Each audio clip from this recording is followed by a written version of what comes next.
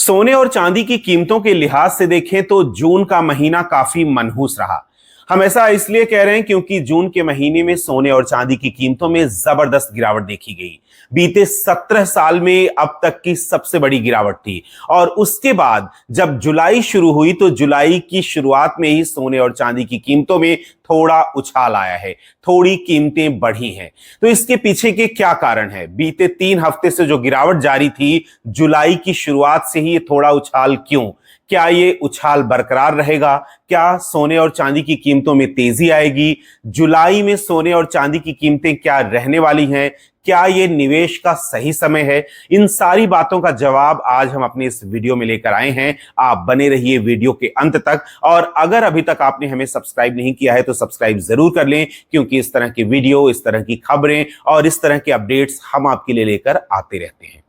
तो सबसे पहले बात करते हैं सोने और चांदी की कीमतों को लेकर जून का महीना कैसा रहा। जून के महीने में बीते 17 साल की सबसे बड़ी गिरावट दर्ज की गई। अगर सोने की बात करें तो 15,000 से ज्यादा की गिरावट हुई पर 10 ग्राम जून के महीने में। वहीं चांदी भी 45,000 प्रति किलो से ज्यादा की गिरावट हुई चांदी में। तो सोना और चांदी दोनों जबरदस्त लुढ़के हैं। और डेटा जो मैंने आपको बताया कि बीते 17 सालों में ये एक महीने की सबसे बड़ी गिरावट है। लेकिन जब जुलाई की शुरुआत हुई तो यही कीमतें जो लगातार 3-4 हफ्ते से गिर रही थी, उसमें थोड़ी तेजी देखी गई। जुलाई के महीने में 2 जुलाई को उछाल आया सोने और चांदी की कीमतों में, और ये मोर और लेस बरकरार है। लेकिन अब उन सवालों का क्या जो इसके बाद उठ रहे हैं कि जुलाई का महीना सोने और चांदी की कीमतों को लेकर कैसा रहने वाला है? क्या ये निवेश का सही समय है? और ये गिरावट के बाद थोड़ा उछाल क्यों? इन सब के पीछे का कारण क्या है? तो एक एक के बाद एक जितने भी सवाल हैं उनका वन बाय वन हम आपको जवाब देते हैं। तो सबसे पहले बात करते हैं कि ये जो उछाल आया है गिरावट के बाद, वो क्यों आया है? अचानक तेजी क्यों हुई और इसका भारत पर क्या असर होने वाला है? तो आपको मैंने पिछले वीडियोस में बताए थे कि कुछ ऐसे इंटरनेशनल डेटा आने वाले हैं जो सोने और चांदी की कीमतों को प्रभावित करेंगे। उन्हीं में से एक है जॉब डेटा जो अमेरिका में आया, और जॉब डेटा जो अमेरिका का है वो प्रभावित कर रहा है सोने और चांदी की कीमतों को लेकर। जितनी उम्मीद थी जॉब की, वो उतनी जॉब्स नहीं मिल पाई हैं उम्मीद के मुताबिक। करीब आधी, मतलब करीब मैंने आपको बताया था 1,10,000 की उम्मीद जताई जा रही थी जून के महीने में जॉब्स को लेकर, लेकिन वो जो जॉब्स हैं वो करीब 50-55,000 के आसपास या उससे थोड़ा ज्यादा थी। मतलब आधी जॉब्स ही मिली हैं जो अनुमान जताया जा रहा था। इसके मुताबिक जो ग्रोथ है अमेरिका में वो स्लो है, और इसके चलते जो टेंशन है वो थोड़ी बढ़ गई है। इकोनॉमी ग्रोथ जो है अमेरिका में स्लो हो गई है, जिसके चलते अब ये माना जा रहा है कि फेड जो ब्याज दरें बढ़ाने के संकेत दे रहा था, अब वो ब्याज दरें नहीं बढ़ाएगा। अगर ब्याज दरें नहीं बढ़ेंगी और डॉलर इंडेक्स कमजोर रहेगा, डॉलर में भी थोड़ी कमजोरी रहेगी, तो सोने और चांदी की कीमतें बढ़ेंगी। और जो चेयरमैन है, चेयरमैन का नाम क्या है? जो फेडरल रिजर्व के चेयरमैन हैं केविन वॉश, वो कह रहे हैं कि जब भी कीमतें बढ़ेंगी घटेंगी, जब भी rate of interest federal reserve बढ़ाएगा या घटाएगा, उससे पहले वो कोई संकेत नहीं देता। तो जो ये माना जा रहा था जब फेड के आंकड़े आए थे, फेड ने ब्याज दरों में कोई कटौती या बढ़ोतरी नहीं की थी, उस समय फेड का एक बयान आया था, उसमें कहा गया था कि साल के अंत तक कीमतें एक बार जरूर बढ़ानी पड़ेंगी। और उसका कारण यह बताया था कि जिस तरह से महंगाई बढ़ रही है उस पर काबू पाने के लिए, क्योंकि मैंने आपको बताया था मई में CPI, consumer price index America का 4.2% पहुंच गया है। महंगाई दर 4.2% हो गई है। मई में जो आंकड़े आए थे वो पिछले 3 साल के अपने हाई लेवल पर थी।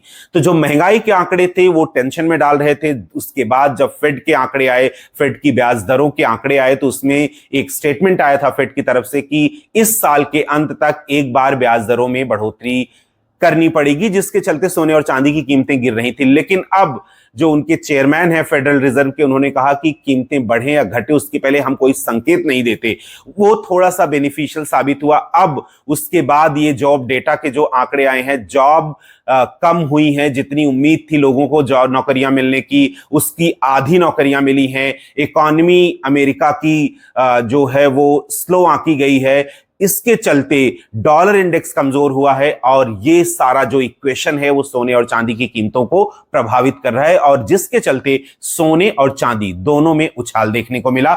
जुलाई की शुरुआत में ही जो 3 हफ्ते की गिरावट थी उसमें थोड़ा सा चेंज आया है और ये चेंज थोड़ा सा तेजी की ओर रुख कर रहा है। तो एक रीजन तो बड़ा ये हो गया। उसके बाद भारत पर क्या असर पड़ेगा? जब इस तरह के इंटरनेशनल डेटा आते हैं, स्पेशली अमेरिका के, तो बड़े निवेशक और फंड हाउस उसी तरह से रिएक्ट करना शुरू करते हैं। तो जॉब डेटा जो कमजोर रहा, जितनी नौकरियां मिलनी चाहिए थी नहीं मिली, अमेरिका की इकोनॉमी सुस्त रही, तो फंड हाउसेज हैं और जो बड़े बड़े इन्वेस्टर्स हैं उस तरह से रिएक्ट करना शुरू कर देते हैं। उसका इंटरनेशनल मार्केट पर असर आता है। इंटरनेशनल मार्केट में सोने चांदी की कीमतें बढ़ती हैं, उसके बाद बढ़ी, जो करंट सिनेरियो था उसके चलते बढ़ी और उसका असर एमसीएक्स पर भी पड़ा। मल्टी कमोडिटी एक्सचेंज पर सोने और चांदी की कीमतों में थोड़ी तेजी हुई। तो एक कारण ये था, ये भारत पर असर हुआ। इसका जो कारण मैंने आपको बताया उसका भारत पर असर भी था।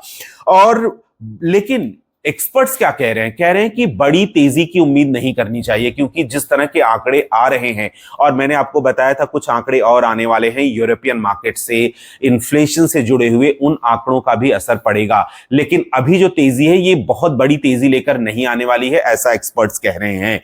जो गोल्ड है वो बहुत ही अहम रेजिस्टेंस लेवल पर है, मुनाफा वसूली हो सकती है लेकिन बड़ी गिरावट की संभावना कम है। तो बड़ी गिरावट भी नहीं होगी और ज्यादा तेजी की भी उम्मीद नहीं होगी। तो जुलाई का महीना सो रहने वाला है, ना बहुत ज्यादा गिरावट ना बहुत ज्यादा तेजी होगी सोने और चांदी की कीमतों को लेकर। जुलाई में कैसा रहेगा? अमेरिकी आंकड़े किस तरह से फ्लोट करते हैं, जो इन्फ्लेशन रेट है, जो जॉब का डेटा आया है, वो किस तरह से ड्राइव करते हैं अमेरिका की इकोनॉमी को, वो बहुत हद तक निर्भर करेगी सोने और चांदी की कीमतों पर।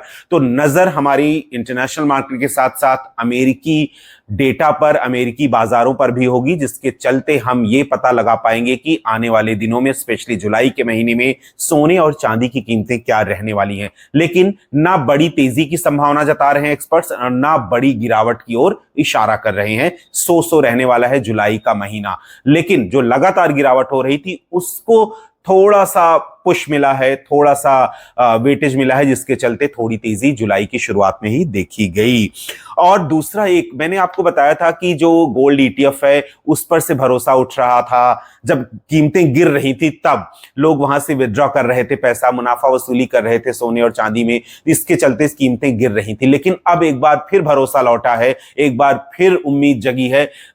ईटीएफ और डिजिटल गोल्ड में भरोसा लौटा है बाजार, जिसके चलते सोने और चांदी का थोड़ा मजबूत हुआ है, क्योंकि जो निवेशकों को उम्मीद दिख रही है इसमें, और इसके चलते सोने और चांदी के बाजार में भी भरोसा लौटा है इन्वेस्टर्स का, जो बड़ी बात है, क्योंकि सारा कुछ जो ड्राइव होता है वो निवेशकों के इंटरेस्ट से ड्राइव होता है। सोने और चांदी की जो गिरावट है, तेजी है, वो टोटली बेस्ड ऑन इंटरेस्ट। मैंने आपको बताया जॉब डेटा जो आया उसके चलते जो इकोनॉमी की सुस्त रफ्तार दिखी, तो उससे जो इंटरेस्ट है इन्वेस्टर्स का वो फ्लिप हुआ, जिसके चलते जो गिरावट 3 हफ्ते से जारी थी वो थोड़ी तेजी में बदली है। तो it's totally based on investors interest, जो सोने और चांदी ही नहीं दूसरी चीजों को भी प्रभावित करती है, चाहे वो डोमेस्टिक मार्केट हो चाहे वो इंटरनेशनल मार्केट हो।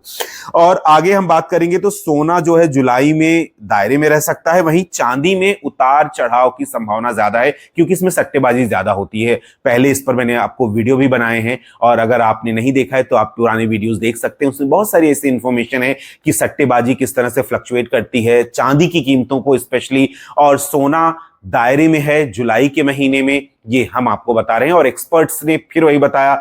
सवाल मेरा वही था शुरू में कि जुलाई में कैसा रहने वाला है सोना और चांदी। सोना और चांदी दोनों दायरे में ही, सोना दायरे में रहेगा, चांदी में उतार चढ़ाव रहेगा, लेकिन कीमतों में बहुत ज्यादा फर्क नहीं होगा, क्योंकि बहुत सारे आंकड़े, बहुत सारे डेटा इसको ड्राइव करेंगे सोने और चांदी की कीमतों को।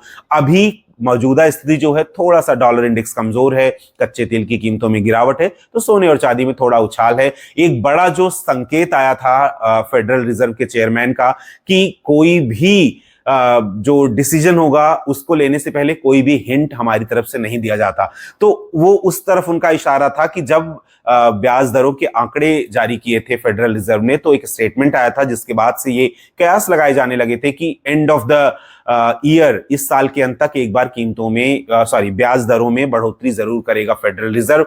और वो जिस तरह से महंगाई बढ़ रही है, सख्ती के साथ पेश आ सकता है, जिसके चलते थोड़ा सा टेंशन बढ़ा था और सोने और चांदी की कीमतों में 3 हफ्ते से गिरावट जारी थी। लेकिन अब जब इस तरह के सिनेरियो चेंज हुए हैं जॉब डेटा को लेके या फेडरल रिजर्व के चेयरमैन के स्टेटमेंट को लेके, तो थोड़ा सा उसका इंपैक्ट पड़ा है और जुलाई की शुरुआत से ही सोने और चांदी की कीमतों में थोड़ा सा उछाल देखने को मिला है। लेकिन अगर होल जुलाई की बात करें, जैसा मैंने पहले कहा कि ये जो गिरावट है और ये जो तेजी है बहुत ज्यादा नहीं रहेगी, ना बहुत ज्यादा तेजी की उम्मीद है, ना बड़ी गिरावट की संभावना है। सो रहेगा जुलाई का ये महीना।